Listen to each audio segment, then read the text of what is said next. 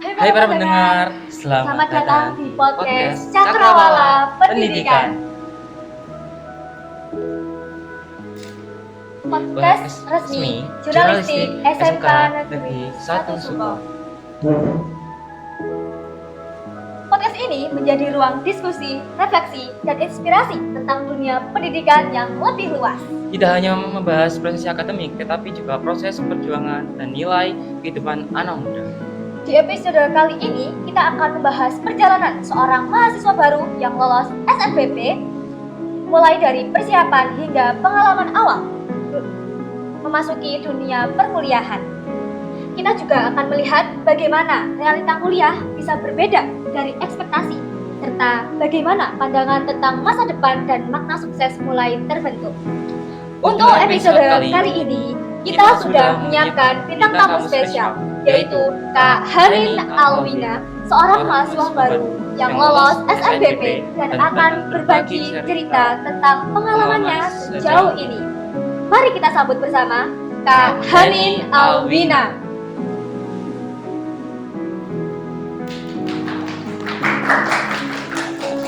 Oke, kakak boleh perkenalkan diri terlebih dahulu nggak? Saat ini diterima di kampus dan prodi apa? Sebelumnya terima kasih ya buat tim jurnalistik yang mau undang aku jadi narasumber di siang hari kali ini. Sebelumnya ini kan pertama kali banget ya buat aku jadi narasumber ya. Jadi kalau misal ada salah kata agak belibet atau gimana dimaklumi ya. Oke. Sebelumnya perkenalkan, nama aku Henin Alwina, bisa panggil aku Henin. Sebelumnya aku di sini jurusan Desain Produksi Busana atau DPP yang baru lulus bulan kemarin. Nah sekarang alhamdulillahnya aku diterima di Universitas Negeri Surabaya, Fakultas Teknik Prodi S1 Pendidikan Tata Busana melalui seleksi nasional berdasarkan prestasi.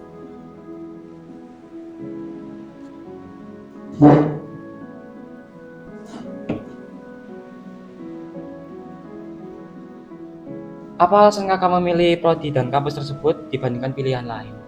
Sebelum aku milih buat di universitas tersebut sama prodi itu, aku jelas lihat-lihat dulu ya peluang aku lolos itu di mana.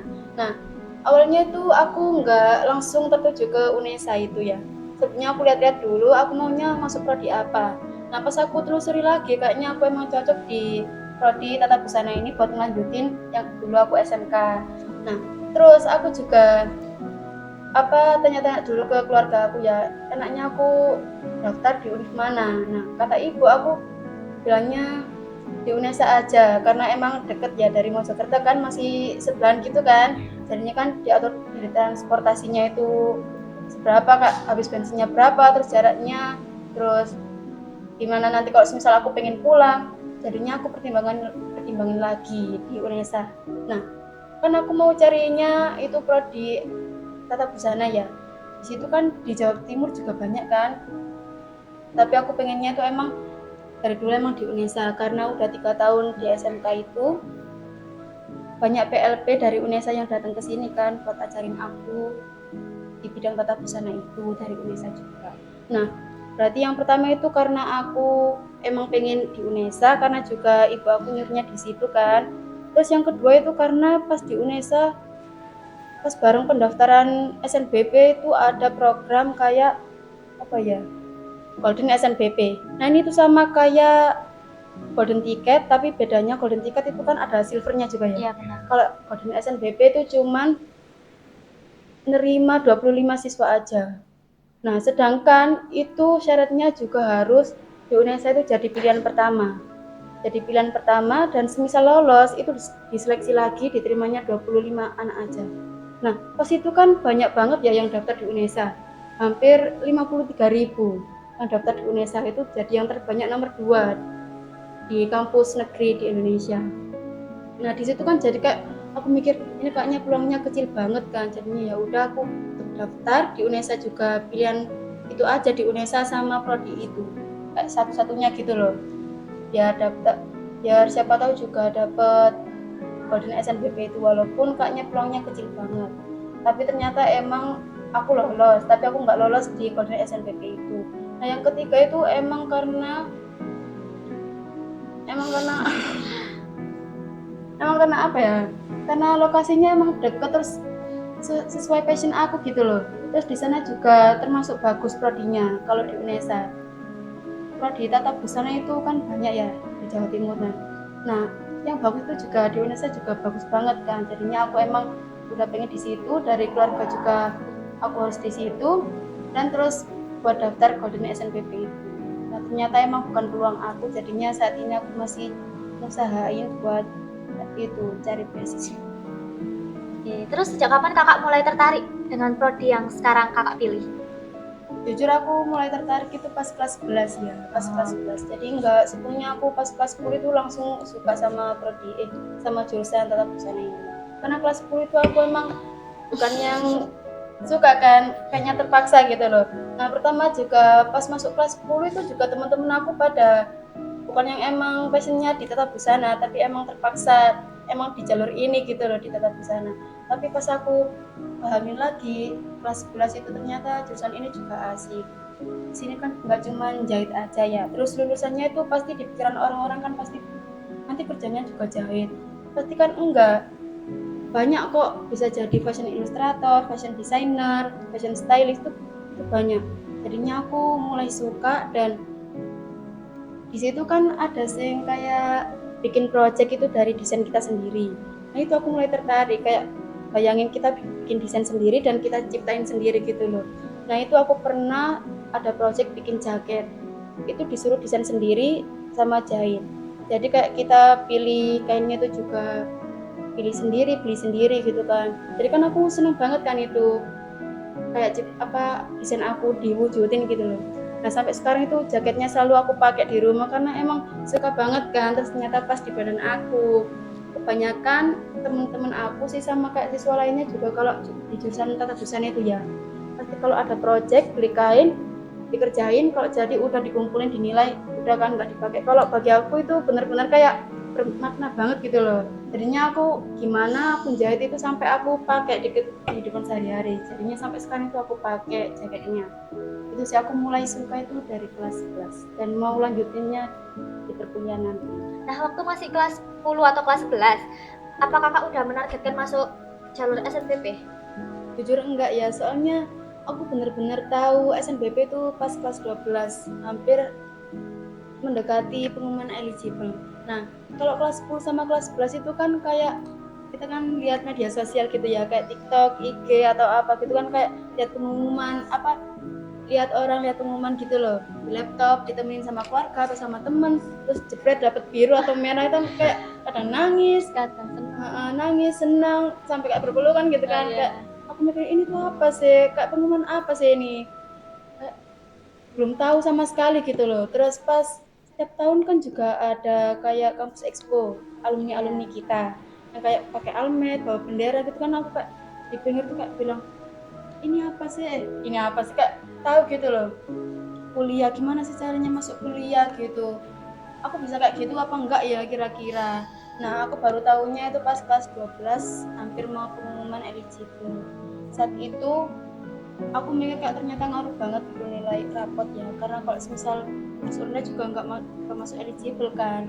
Nah eligible-nya itu ternyata cuman diambil 17 tiap kelas. Pas saat itu siswa di kelasku itu ada sekitar 35, yang diambil kan cuma 17. Nah aku itu di urutan nomor 23, kan nggak termasuk ya. Jadinya ya udahlah pasrah aja, soalnya gimana lagi gitu. Ternyata guru BK aku itu ngehubungin ketua kelas aku, siapa kira-kira yang mau lanjut ke eligible buat kuliah nanti, soalnya masih ada apa sisa yang kosong gitu loh, siapa tahu ada yang mau kuliah. Apa sih, aku minta izin dulu ke orang tua aku kira-kira boleh apa enggak ya. Ternyata orang tua itu bolehin, asal nanti kalau misal nggak lolos jangan nangis gitu ya. Jadi ya udah nggak apa-apa, aku juga nggak terlalu berharap gitu kan, kalau lolos nggak lolosnya ya alhamdulillah gitu. Jadinya aku daftar, aku juga nggak berharap lebih ya, soalnya kan emang eligible-nya emang aku bawah banget ya, padahal asalnya emang nggak eligible. Terus peluang lolusnya juga agak kecil juga kan.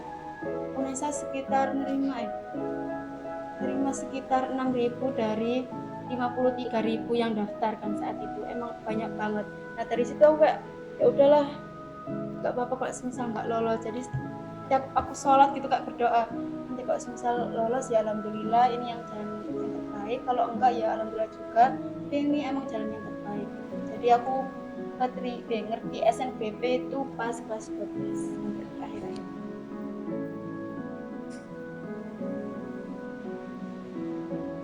Banyak siswa menganggap yang lolos SNBP pasti selalu eligible ke atas kan.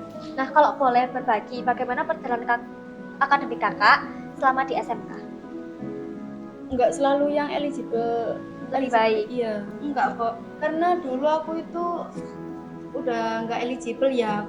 Tapi aku ngajuin buat eligible, dan saat daftar itu aku juga cantumin sertifikat selama aku lomba paskib itu ya di sekolah. Setiap kayak 1 tahun itu kayaknya 3 kali perlombaan sih. Nah itu aku kayak spend terus, yang bikin nilai rapot aku itu kayak anjlok. Tapi walaupun bukan anjlok ya, kayaknya naik tapi perlahan gitu loh, tapi stabil, naik satu. Nah tapi aku mikir kayak gini, kan aku masuk tata busana, prodi tata busana ya, tapi masa apa prestasinya paskib gitu.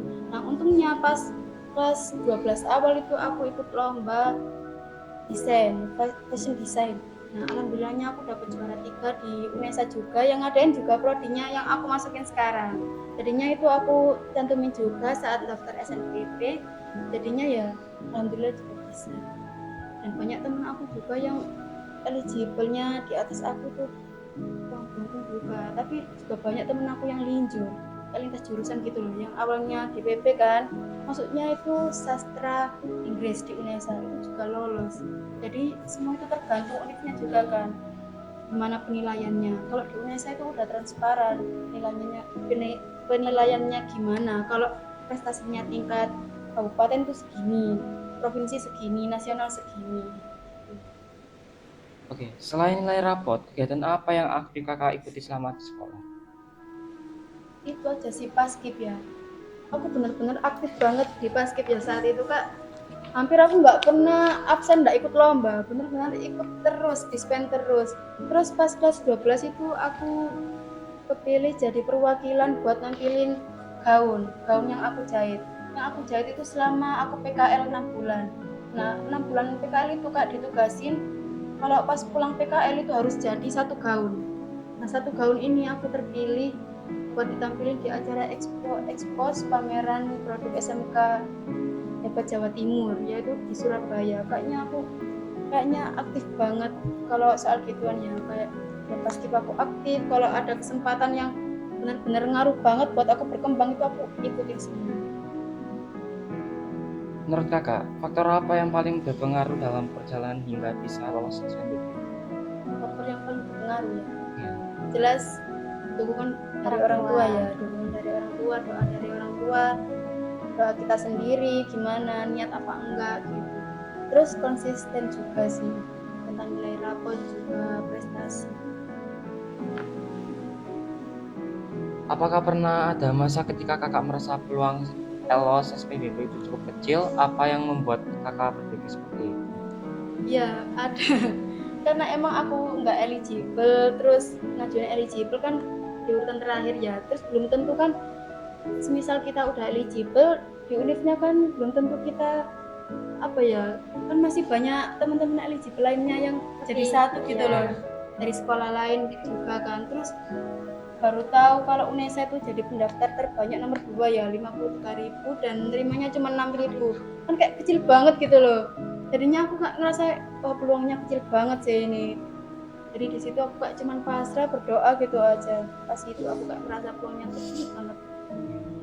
Terus selama mempersiapkan SNBP itu kebiasaan atau rutinitas apa yang paling membantu kakak buat menjaga performa di sekolah? Rutinitas itu sih, aku kalau jaga rutinitas itu bisa memanajemen waktu ya. Soalnya gimana ya, pas pendaftaran SNBP itu barengan aku sama UKK ujian akhir di sekolah itu, kan kayak aduh gedebrak gitu loh. Ya Allah, kayak banyak banget acara ya, harus nyiapin berkas buat SNBP, daftar gini, terus nyiapin kain buat UKK, nyusun apa aja tuh kayak laporan, terus kayak portofolio itu banyak banget, jadinya ya pokoknya harus pinter-pinter ngatur waktu aja sih. Dari seluruh proses yang dijalani, tantangan terbesar yang kakak hadapi waktu itu apa? Itu tadi sih kayak mengatur waktunya itu, karena kan bareng banget ya, dari daftar SNBP itu bareng sama UKK apa ujian akhir gitu loh. Terus itu persiapannya juga banyak banget kan, dari bekas-bekas, terus beli kain, nyiapin pola buat jahit, beli kayak alat-alat jahit, itu kan banyak banget pengeluaran uang juga kan. Terus ngatur waktunya, jadi malam-malam tuh kak mikir kayak lalu gimana ini besok selanjutnya tuh ada gerakan apa lagi gitu loh. Jahit cuma dikasih waktu 1 minggu ya, benar-benar harus selesai, terus cari model gitu sih. Kayak pokoknya ngatur waktunya itu yang menurut aku yang paling sulit gitu. Tapi ternyata juga Membuahkan dan hasil. di sini juga dijalani gitu, kelewatan juga. Terus bagaimana cara kakak mengatasi rasa malas, jenuh, atau kehilangan motivasi selama masa persiapan? Selama masa persiapan aku nggak ada rasa malas ya, soalnya gimana ya, kayak bener-bener waktu itu kayak mepet-mepet banget kan, jadinya aku Mau nggak mau. iya mau nggak mau itu harus nyiapin gini, kalau enggak kan gimana nanti telat ngumpulin, ternyata terus nggak ke input, nggak daftar gitu kan, sayang banget kan ya. Jadinya aku bener-bener nggak ada malesnya sih pas itu, kak harus gerak terus gitu loh, soalnya besok harus gini, ada kayak planning selanjutnya tuh gimana gitu. Terus kalau melihat ke belakang nih, kesalahan apa sih yang kira-kira masih dilakukan sama siswa saat mempersiapkan SNBP? Kalau kebanyakan siswa bikin kesalahan itu pas pilih prodi ya, kayak linjur gitu loh. Tapi kebanyakan juga ada yang lolos, cuman kan kita SMK ya, SMK kan udah dapat jurusannya gini-gini. Terus kalau semisal busana mau linjur ke sana kan belum tentu juga keterima. Itu tergantung juga sama univnya. Kalau semisal dipertimbangkan dari nilai rapot, itu juga bisa sih, kayak temen aku dari tata busana di sastra Inggris, itu dia bisa.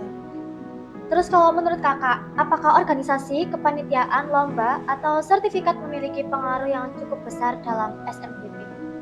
Kalau menurut aku iya sih, karena tapi tergantung organisasinya juga. Kalau semisal organisasi itu emang berpengaruh banget buat kalian, itu ngaruh banget sih. Kayak aku kan ikut Paskib, nah itu benar-benar aku dapat benefitnya, kayak dapat sertifikat kejuaraan, itu kan juga ngaruh banget ya buat SNBP. Jadi aku nggak cuma numpang nama kayak asal ikut-ikutan, aku benar-benar ikut lomba pas saat itu. Jadi kalau semisal kalian masuk organisasi terus nggak ngasihin benefit apa-apa, itu jadi kayak cuma banget kan. Terus dari semua pencapaian yang kakak miliki selama sekolah, pengalaman atau prestasi mana yang menurut kakak itu paling membantu saat seleksi SNBP? Yang paling membantu itu pas aku ikut lomba fashion design itu ya, karena emang masih sama kan dengan jurusan aku ya. Aku daftarnya tata busana dan lombanya itu fashion design. Nah, itu masih masuk akal banget gitu kan, masih satu jalan gitu, itu berpengaruh banget. Terus pandangan kakak tentang salah satu siswa, kalau dia tuh ngerasa kayak nilainya tuh gak sempurna gitu loh kak. Terus pandangan kakak itu kayak gimana? Gak sempurna, aku juga gitu sih, tapi aku masih bisa kebantu sama prestasi. Tapi juga tergantung sama universitasnya juga kan, gak semuanya itu dinilai rapot. Ada juga yang dari kayak alumni sebelumnya, itu ada nggak sih alumni dari sekolah ini yang dapat di situ. Terus ada yang dari prestasi juga. Jadi semuanya itu tergantung univnya juga. Terus apa salah satu hal yang seharusnya mulai dipersiapkan siswa sejak kelas 10 dan 11 jika ingin mengejar SNBP? Kalau bagi aku sih konsisten buat naikin nilai rapot ya, sama terus ikut lomba-lomba gitu, walaupun emang belum dapat juara, tapi seenggaknya udah mau mencoba gitu ya. Siapa tahu suatu saat itu pasti bakal berbuah hasil. Kita mundur ke hari pengumuman SNBP ya kak. Nah waktu itu kakak itu termasuk yang santai atau justru deg-degan banget nih? Aku pas pengumuman ya. Iya. Pas pengumuman jelas deg-degan dong ya, sama kayak semua anak pada umumnya lah, kalau lihat pengumuman kayak jeder gitu kan pasti deg-degan kan. Takut lolos atau takut UKT-nya yang mahal? Takut UKT-nya yang mahal ya. Soalnya walaupun SNBP-nya ini lolos, pasti bakal ada yang bikin deg-degan lagi, yaitu UKT-nya mahal apa enggaknya. Terus siapa orang pertama yang mengetahui hasil SNBP itu? Yang paling awal tahu SNBP aku itu adik aku ya, soalnya pas saat itu aku buka sendiri di kamar. Nah terus di rumah itu cuman ada adik sama kakak aku, ibu sama ayah lagi keluar, jadinya aku kasih tahu adik aku aja.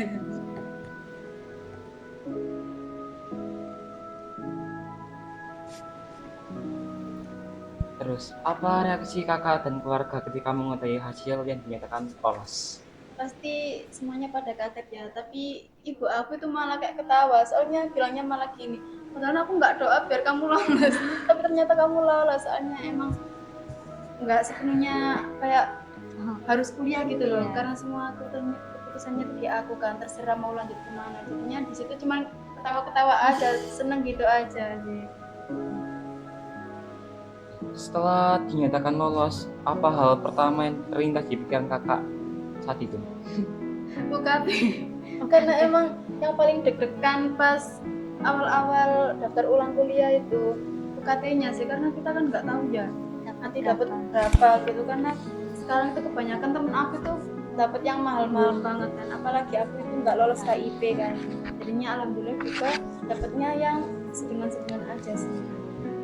Terus menurut kakak KIPK sama beasiswa itu mending mana? Gimana ya, tergantung juga sih. Kalau KIP kan di awal-awal, beasiswa juga di awal-awal juga ada sih, cuman kalau menurut aku sendiri ya mending beasiswa aja sih, karena emang aku udah nggak lolos KIP, jadinya yang bisa aku usahain sebenarnya cuma beasiswa, dan di situ juga benefitnya juga hampir sama kayak KIP. Terus kalau bisa kembali ke masa kelas 12, satu hal apa yang paling kakak mau perbaiki buat jadi yang lebih baik? Kayaknya itu sih, datang ke sekolahnya, karena rumah aku deket sini kan, palingan cuman 7 menit 5 menitan kan, jadinya aku kayak rada nyepelein gitu loh. Tapi aku bukan yang terlambat ya, tapi kayak datangnya itu mepet-mepet, kayaknya itu bakal ngaruh banget buat aku kuliah nanti kan, jadinya kayaknya itu sih yang pengen aku ulang. Soalnya nanti kuliah itu jarak aku dari kos itu mungkin sekitar 2 kiloan. Terus apakah ada ketakutan atau kekhawatiran yang dulu sering kakak pikirkan menjelang SNBP? Tetapi sekarang ternyata tidak seseram apa yang dibayangkan. Aku dulu takutnya itu nggak punya temennya pas awal-awal lolos SNBP itu ternyata sekarang kan dibuat grupnya yang lolos SNBP, SNPT sama Mandiri itu ternyata langsung kayak save-savean, terus kayak follow-followan IG, kayak mutualan gitu kan. Ternyata emang nggak seserem itu, asik juga, langsung dapet temen ternyata. Sekalian nambah relasi juga ya. Terus kalau bisa berbicara sama diri sendiri saat masih kelas 10, pesan apa yang bakalan kakak sampaikan ke diri kakak? Itu sih kayak kembangin buat nilai rapotnya. Di situ kan aku cuman fokusnya di paskib di prestasi, tapi nilai rapotnya itu aku nggak yang terlalu pedulin gitu loh, jadinya kan hasilnya gak pas-pasan kan sekarang. Kayaknya itu nilai rapot sih pedulin aja sih. Kalau perjuangan SNBP kakak harus digambarkan menjadi satu makanan, makanan apa dan kenapa? Satu makanan Iya. apa ya? Apa? Kayaknya minuman sih ada, Apa minuman? tapi bukan yang menggambarkan aku ya, kayak yang selalu nemenin aku sih. Nah dulu itu pas kayak pulang sekolah, habis UKK, habis kayak ngurusin berkas-berkas buat SNBP itu aku selalu beli teh kota, tahu kan? Oh, Iya. tahu. Yang iya di sinilah deket lah. Nah, itu aku pulang tuh selalu beli teh kota, beneran kayak hampir juga sehari tuh 2 kali beli. Kayak aku sebelum tidur ditemenin, sampai ibu itu bilang kayak, ya Allah kesehatanmu loh, beli teh terus beneran sumpah. Tapi sekarang udah jarang juga sih, karena nggak tahu aja kayak dulu itu bener kayak yang selalu nemenin aku buat kayak beberapa itu. Salah satu kata yang paling menggambarkan perjalanan kakak Di SNBP itu apa? Apa ya? Berkembang sih ya, karena emang aku benar-benar berkembang banget sih saat itu. Nggak kayak sebelum-sebelumnya aja. Aku ngerasa kayak di SMK ini aku mulai lebih berkembang daripada di masa-masa SMP. Dulu kayak gitu. Terus kakak tuh lebih pilih buat nilai rapot naik perlahan tapi konsisten, atau nilai tinggi tapi sering tidak stabil tapi dapat sertifikat dari hasil kayak ikut lomba-lomba kayak di luar akademik? Aku lebih milih yang naik perlahan tapi konsisten ya, karena itu juga pengaruh banget kan. Kalau univ lihat gitu kan, kayak pemilihan seleksinya itu kan nggak mungkin yang naik turun gitu kan, walaupun punya sertifikat, tapi juga mungkin aja itu bisa lolos. Tapi bagi aku itu lebih penting yang naik perlahan tapi tetap stabil, walaupun naiknya satu gitu. Kalau harus menghapus satu kebiasaan buruk saat masa sekolah yang paling menghambat diri sendiri, kakak, kebiasaan apa itu? Yaitu datang sekolah mepet-mepet, kan itu benar-benar ngaruh banget buat kita nanti. Misal kayak udah kerja kan nggak boleh telat ya, nah itu juga ngaruh banget kan, apalagi juga kuliah kan nggak mau juga telat masuk kelas, ngaruh banget sih. Bikin stres. 3 kata untuk menggambarkan perasaan yang melihat tulisan selamat Anda lolos. 3 kata Iya, 3 kata. apa ya? 3 kata menggambarkan buat lihat tulisan lolos itu. Iya. Aku ngerasa kayak terbayar, puas, bahagia gitu sih, kayak terbayar karena usaha aku selama ini tuh kayak pas skip itu kan benar-benar gimana ya, sulit banget kan. Pantang-pantang. Itu kayak ada seniornya juga, setiap pagi itu selalu push up 100, pulang 100, hampir kayak setiap kesalahan itu 1000 push up-nya ya kan. Itu benar-benar kayak nyiksa banget ya pas aku dulu itu, tapi aku benar-benar nggak mundur, aku maju terus, kayak jadinya kayak terbayarkan gitu, terus juga puas kan sama hasilnya, bahagia juga. Terus terakhir nih, apa pesan kakak untuk teman-teman SMK yang saat ini sedang berjuang menjaga nilai dan mengejar SNBP? Pokoknya selalu itu ya, optimalkan nilai rapotnya, selalu konsisten juga buat naikin nilai rapot, dan selalu berkembang, kayak cari peluang buat kamu ke depannya. Oke, terima kasih kepada Kak Hanin yang sudah berbagi cerita dan pengalamannya dalam episode kali ini. Semoga obrolan hari ini bisa memberi gambaran, semangat, dan inspirasi bagi teman-teman yang sedang berjuang menuju dunia perkuliahan, khususnya pejuang SNBP. Sampai jumpa di episode Cakrawala Pendidikan selanjutnya. Dan ingat, Cakrawala Pendidikan membuka wawasan, menginspirasi masa depan.